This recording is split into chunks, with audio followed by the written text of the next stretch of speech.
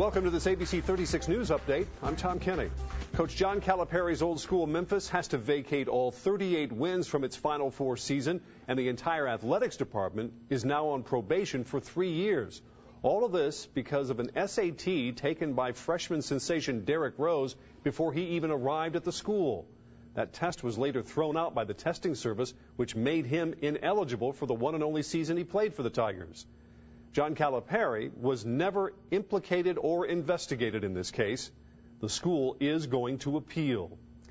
He was convicted of 270 counts of murder, 189 of them Americans. And on Thursday, the man responsible for the deaths, left a Scottish prison for Libya.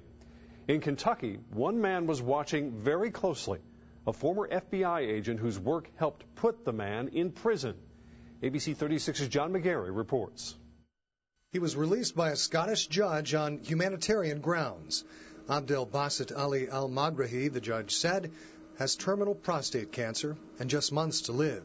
At Eastern Kentucky University, former FBI agent Tom Thurman calls the decision a travesty. His feelings aren't much different from those of the victims' families. Shocked, hurt, dismay, any one of the adjectives that you can think of, it describes their feelings. And as I said, they're having to relive this all over today. 3 years after the Pan Am jet went down in Lockerbie, Scotland, then FBI explosives expert Tom Thurman was still on the case.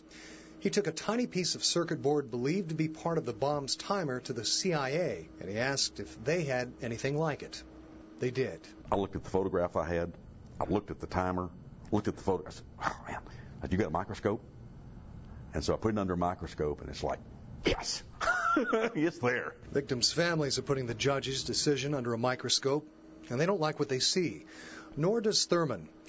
President Obama's appeal to Libya to keep El-Magrahi under house arrest seems unlikely to be granted after this joyous reception he received.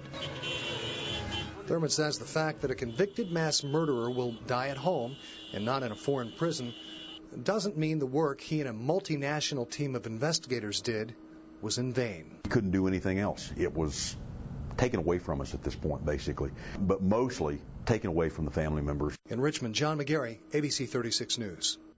Tom Thurman teaches fire, arson, and explosion investigation classes at EKU.